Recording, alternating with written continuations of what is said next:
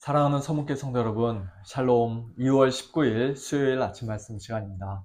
오늘 아침에 함께 묵상하실 하나님의 말씀은 누가복음 5장 1절부터 11절까지인데요. 그중 1절부터 7절까지의 말씀을 제가 봉독해 드리겠습니다. 무리가 몰려와서 하나님의 말씀을 들을새 예수는 게네사렛 호숫가에 서서 호숫가에 배 두 척이 있는 것을 보시니 어부들은 배에서 나와서 그 물을 씻는지라. 예수께서 한 배에 오르시니 그 배는 시몬의 배라. 육지에서 조금 떼기를 청하시고 앉으사 배에서 무리를 가르치시더니 말씀을 마치시고 시몬에게 이르시되 깊은 데로 가서 그물을 내려 고기를 잡으라. 시몬이 대답하여 이르되 선생님, 우리들이 밤이 새도록 수고하였으되 잡은 것이 없지만은 말씀에 의지하여 내가 그물을 내리리이다 하고, 그렇게 하니 고기를 잡은 것이 심이 많아 그물이 찢어지는지라. 이에 다른 배에 있는 동무들에게 손짓하여 와서 도와달라 하니 그들이 와서 두 배의 채움에 잠기게 되었더라. 아멘. 어떤 일을 밤새 열심히 했음에도 불구하고 아무 성과를 얻지 못한 경험이 우리 성도님들도 아마 다 있으실 것입니다.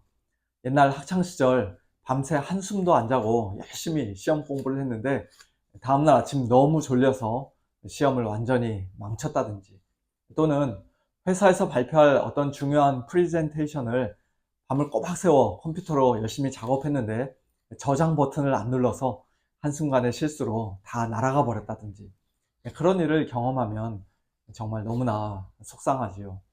오늘 본문에서 베드로를 비롯한 어부들이 바로 그와 같은 일을 경험했습니다. 배를 타고 밤새도록 그물을 열심히 던졌는데 물고기를 단 한 마리도 잡지 못했던 것입니다. 밤새 헛수고를 한 그들은 아침이 되자 호숫가에 배를 대어 놓고는 허탈한 마음으로 그물을 씻고 있었습니다. 그물을 빨리 씻어 놓고 이제 집에 들어가서 한숨 푹 자고 싶었을 것입니다. 그런데 그때 그들로 하여금 집에 들어가지 못하도록 만드는 돌발 상황이 하나 발생했습니다.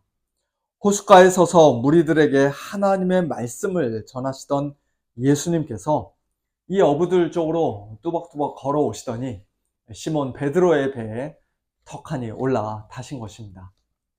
저기 다른 배도 있는데 왜 하필이면 내 배에 타셨는가?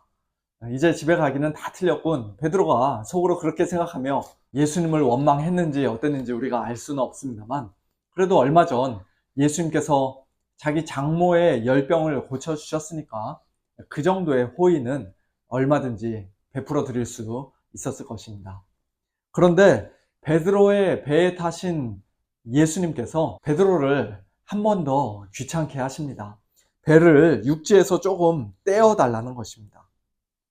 고기잡이를 끝내고 호숫가에다가 배를 이미 다 묶어 놓았는데 배를 육지에서 조금 떼려면 줄을 다시 풀러야 하는 상당히 귀찮고 번거로운 일입니다. 그러나 베드로는 예수님께서 원하시는 대로 배를 육지에서 조금 떼어 드렸습니다. 육지에서 배를 조금 떼고 그 배에 앉아 말을 하면 물과 바람이 일종의 마이크 역할을 해서 호숫가에 있는 사람들에게 예수님의 목소리가 훨씬 더 크게 잘 전달된다고 합니다. 그렇게 강대상도 준비되고 마이크도 준비되고 예수님은 이제 본격적으로 하나님의 말씀을 사람들에게 전하며 가르치기 시작하셨습니다. 얼마나 오랫동안 설교하셨는지 우리가 알 수는 없습니다만, 배를 다시 묶어 놓아야 하는 베드로는 예수님 때문에 집에 들어가지도 못하고 어쩔 수 없이 그 옆에서 자리를 지키고 예수님의 말씀을 들어야만 했습니다. 밤새 일을 했기 때문에 어쩌면 꾸벅꾸벅 졸면서 예수님의 말씀을 들었을는지도 모르겠습니다.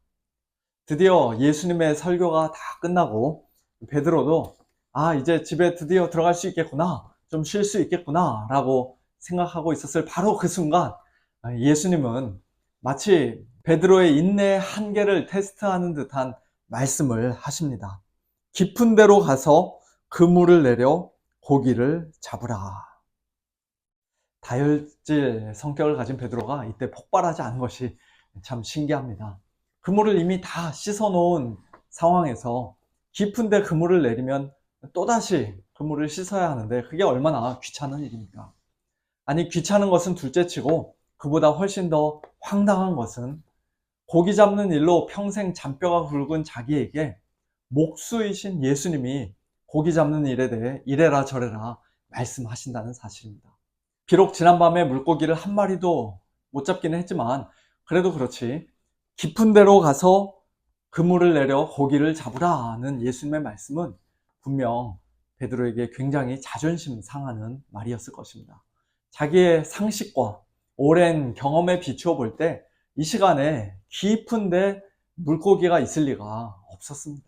그럼에도 불구하고 베드로는 예수님 말씀에 일단 순종합니다.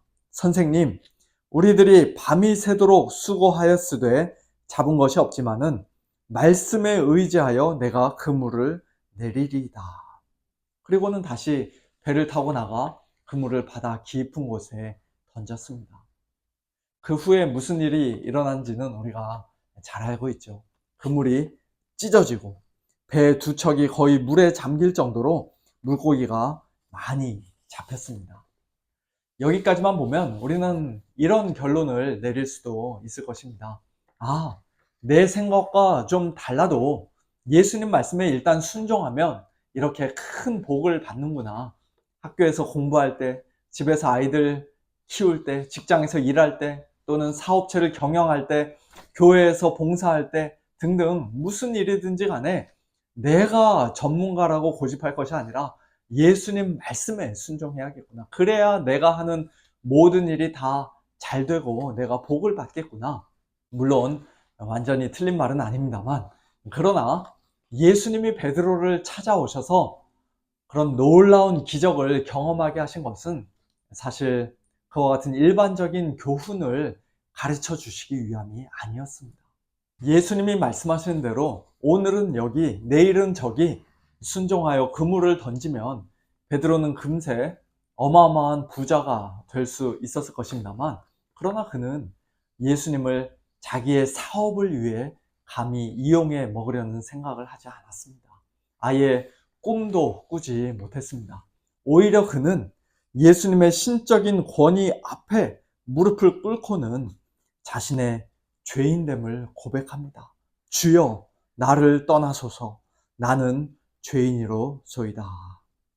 방금 전에는 예수님을 선생님이라고 불렀는데 여기서는 주여라고 호칭이 바뀐 것을 보게 됩니다. 즉, 예수님은 자신이 누구인지를 알려주시기 위해 이런 놀라운 기적을 베푸셨던 것입니다.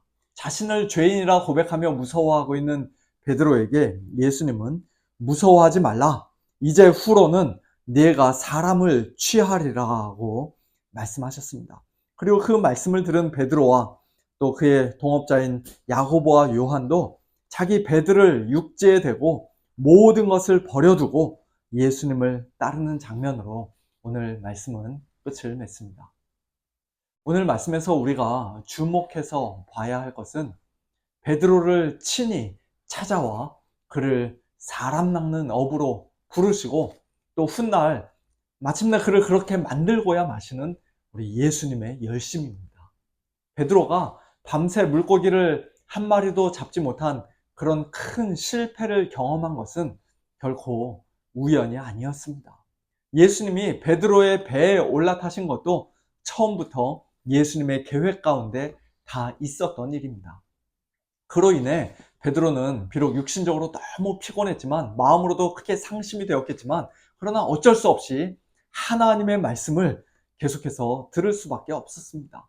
하나님의 말씀으로 베드로의 마음문을 여신 예수님은 깊은 데로 가서 그물을 내려 고기를 잡으라는 또 다른 말씀으로 베드로에게 결정적인 카운터 펀치를 날리셨습니다. 그래도 베드로가 평생을 몸담았고 나름 전문가로서 그나마 가장 자신 있어 하는 부분이 바로 고기 잡는 일이었을 텐데, 그 부분을 직접 건드리심으로써 예수님은 당신이 그저 일개 목수가 아니라, 일개 랍비 선생이 아니라 온 우주 만물의 주님이시요 창조주이심을 베드로 앞에서 친히 보여주셨던 것입니다. 그로 인해 베드로는 그동안 자기가 의지하고 있던 모든 지식과 남들 앞에서 우쭐대고 자랑스럽게 생각하고 있던 모든 기술과 과거의 모든 풍부한 경험과 또 자기가 평생 몸담아왔던 모든 세계가 송두리째 무너지고 흔들리는 그런 경험을 하게 되었습니다. 그럼 그가 주님 앞에서 두려워한 것은 너무나 당연한 일이었습니다. 주여 나를 떠나소서 나는 죄인이로소이다. 이 고백은 거룩하신 하나님을 참되게 만난 모든 인간, 모든 죄인의 입에서 당연히 터져 나올 수밖에 없는 가장 진실한 고백입니다. 그러나 죄인의 친구요, 또 죄인들만 찾아가 구원하시는 우리 주님께서는 그런 베드로를 향해 무서워하지 말라, 안심시켜 주시고 위로해 주시면서 그를 위대한 사명자로 불러주셨습니다. 이제 후로는 네가 사람을 취하리라. 이것은 사람을 취하라는 명령이기 이전에 베드로를 향한 우리 주님의 약속입니다. 내가 사람을 취하게 될 것이다. 내가 너를 사람 낚는 업으로 만들어 주겠다. 반드시 만들어 주고야 말겠다라는 우리 주님의 굳은 약속입니다. 그 약속을 친히 이루시기 위해 예수님은 베드로를 3년 동안이나 데리고 다니며 훈련시키셨고, 그를 위해 십자가에 못 박혀 죽어주셨고, 부활하신 후 그를 또 찾아가 회복시켜 주셨고, 승천하신 후에는 오순절날 성령을 그에게 부어주심으로써 그를 사람 낚는 업으로 열심히 빚어 주셨습니다. 그래서 사도행전 2장을 보면 베드로의 설교 한 번으로 3,000명이 주님 앞에 돌아오는 그런 놀라운 역사가 일어나게 되죠. 어떤 면에서는 오늘 저와 여러분도 베드로에게, 또 요한과 야고보와 같은 예수님의 사도들에게 낚여서 부활의 증인인 그들의 진실한 증언을 통해서 하나님 나라의 백성이 된 자들이라고 할 수 있을 것입니다. 2000년 전 베드로를 친히 찾아가 부르셨던 우리 주님께서는 오늘도 동일하게 살아계시며 지금 이 순간에도 열심히 일하고 계십니다. 비록 오늘 우리 자신의 모습을 바라보면 너무나 초라하고 보잘것없어 실망스럽지만, 너무나 큰 죄인이라 주님 앞에 송구스럽지만, 그러나 수년 전 또는 수십 년 전 우리를 친히 찾아와 만나주시고 우리에게 귀한 사명 맡겨주시고 이런저런 모습으로 지금까지 훈련시키시고 또 필요한 모든 은사와 성령의 능력 부어주심으로써 저와 여러분을 마침내 사람 낚는 업으로 만들어내고야 마시는 우리 주님의 그 열심이 바로 저와 여러분의 참된 소망인 줄로 믿습니다. 신실하신 우리 주님의 그 열심을 기억하면서 오늘 하루도 예수님의 말씀에 의지하여 깊은 데로 가서 그물을 내려 고기를 잡는, 즉 천하보다도 귀한 한 영혼을 복음으로 취하여 하나님께 올려드리는 복된 저와 여러분, 우리 모두가 될 수 있기를 예수님의 이름으로 축원합니다. 함께 기도하겠습니다. 하나님 아버지, 감사합니다. 2000년 전 베드로를 향해 베풀어 주셨던 우리 주님의 그 놀라운 은혜와 쉬지 않는 열심이 오늘 저희들에게도 동일하게 있는 줄로 믿고 감사를 드립니다. 저희 자신의 모습을 돌아보면 참 너무나도 부족하고 연약한 자들이지만, 거룩하신 하나님 앞에 감히 가까이 나아갈 수 없는 자들이지만, 그러나 그런 저희들을 주님께서 먼저 찾아와 주시고 만나 주시고 구원해 주시고 귀한 사명 맡겨 주시고 또 끝까지 저희들을 버리지 않으시고 포기하지 않으시기에 저희들이 이 땅에서 하나님 나라의 거룩한 백성으로 또 사람 낚는 업으로 살아갈 수 있는 줄로 믿고 감사를 드립니다. 하나님 아버지, 오늘 하루도 저희 자신의 힘과 능력과 지혜와 경험 의지하여 그 사명 감당할 수 없음을 고백하오니 오직 하나님의 말씀, 예수님의 말씀 의지하여 또 성령의 능력 의지하여 깊은 데로 나아가 그물을 내려 고기를 잡는 저희들 되게 하여 주시옵소서.